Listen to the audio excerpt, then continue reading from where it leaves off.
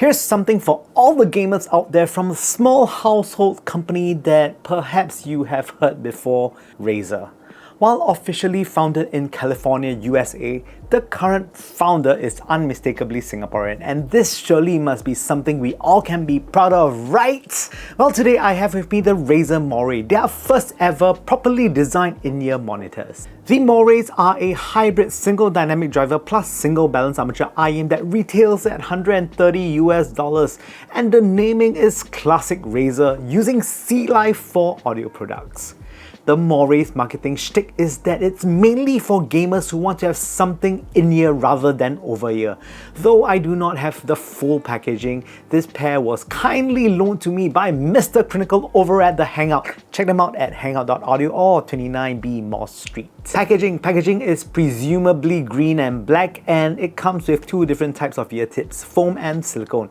Though interesting, it does come pre-installed with the foam tips as default. It also comes with a run-of-the-mill leatherette zip case to store your IMs in, a carabiner, and the stock MMCX braided cable.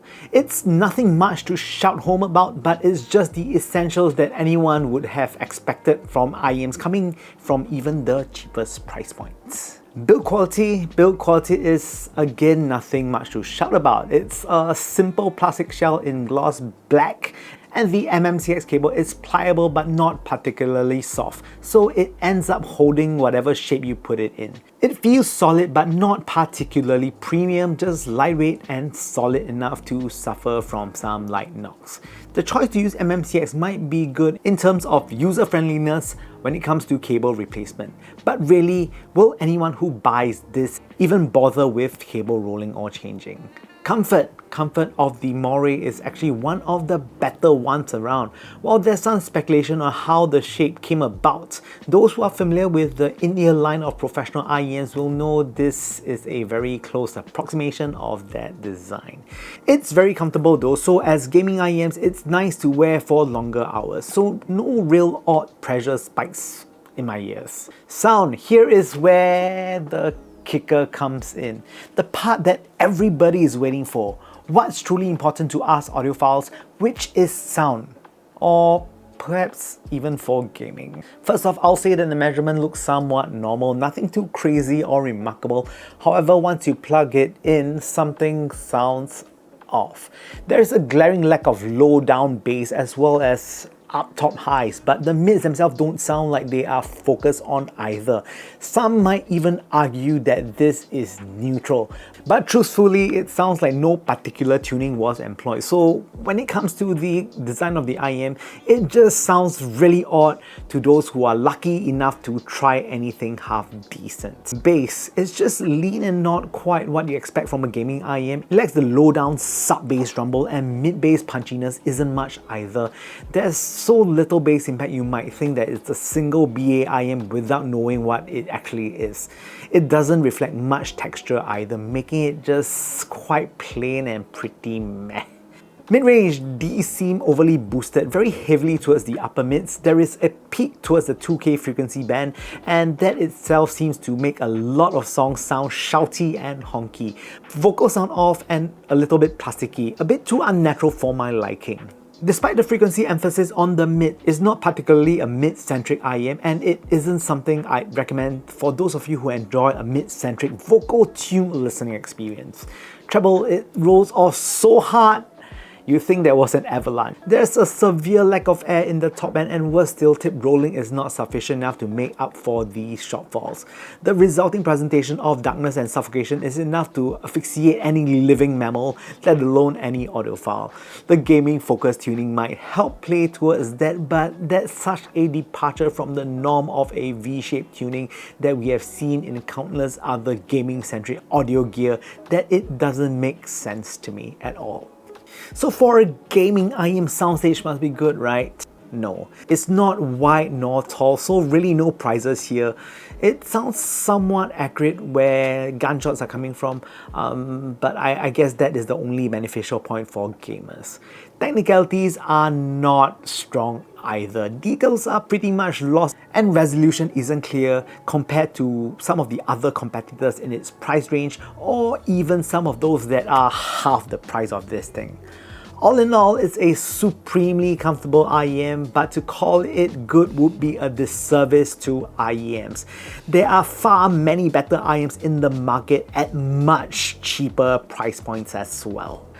Of course, here are some comparisons. So basically anything I compare it to will sound much better than these things. So first up, versus the 7Hz Zero. Now the 7Hz Zero is a much better option for those who prefer a neutral sort of signature. It basically wins in everything, but it's a bit of a neutral tuning. So besides that, really it's really similar. I think the 7Hz Zero has even more details than the Moray. Next up, versus the Simgot Supermix4, because the Supermix4 is really priced rather similar to this. The Supermix4 far outpaces the Morays in every single way. Build quality is solid with the sexy gunmetal faceplate chassis thingamajig. Driver count is through the roof with its quad bridge setup, and it's far more interesting. The sound is amazing, better sub-bass, clearer and silkier mids, and a treble extension. It's really much more incredible than the Morays. I mean, it's still a dark sounding IEM, but it's still better than the Morays. I really see no way one would consider the Morays over the Simgot Supermix4. Next up, versus the Kefine Delci. The Kefine Delci has an arguably warmer signature for those who want something more mid-centric. There's a velvety smoothness to the mids that makes them so interesting to listen to and really far outranks the Moray. It is as simple as that. But maybe the Morays can win against some IEMs, so let's compare them to some airlines' free earphones that they give out.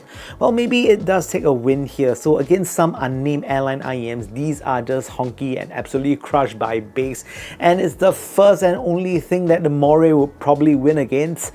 Well, the bar is really low. Those earphones are crap anyways, but well, obviously the Moray will win against that, but that's not really saying much.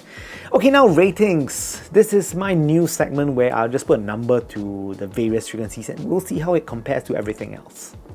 Also, now I have a rating list on the segment below. You guys can open the list below and check out the rating segment. Bass. Bass on the Razer is lean and murky, really puzzling actually, with not much resolution. With a conscience, I can only give it a 3 out of 10. Mid-range has a very strange tonality with a honky tone going on. Not the most pleasant, a 3 as well. Treble, well, it's dark even after tip rolling.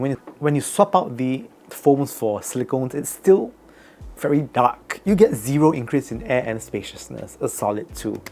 And Soundstage, for an IEM designed for gaming, it sounds pretty congested, but at least you kind of know where the sound is coming from.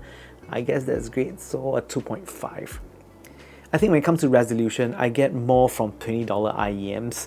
As such, I really can't rate this too highly. It gets a 2. The last segment would be the enjoyment factor. These are just simply not enjoyable to listen to, as it's just too darn odd and lacking in resolution.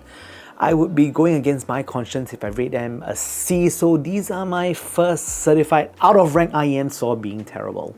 And finally, in conclusion, if you are a huge Razer fan, these might be something you consider strongly, but it's far too pricey for the tuning and doesn't even serve the purpose of the way it is supposed to be. As an audiophile IEM, it's not worth any consideration, and as a gaming IEM, it's really pretty confusing. But with the price that it has, it's a definitely don't consider buying. Don't even give it to your enemies. It's one of those that you bury, you know. If you have it, you just hide them. Never tell anybody about it. With that said, I hope you guys enjoyed this week's episode of the Super Audio Show. Thank you guys so much for watching. I hope you guys liked this week's episode. So also, I have my new ranking lists right down in the section below. So just check that out if you want to know what I think about other IEMs. With that said, I hope to see you guys soon.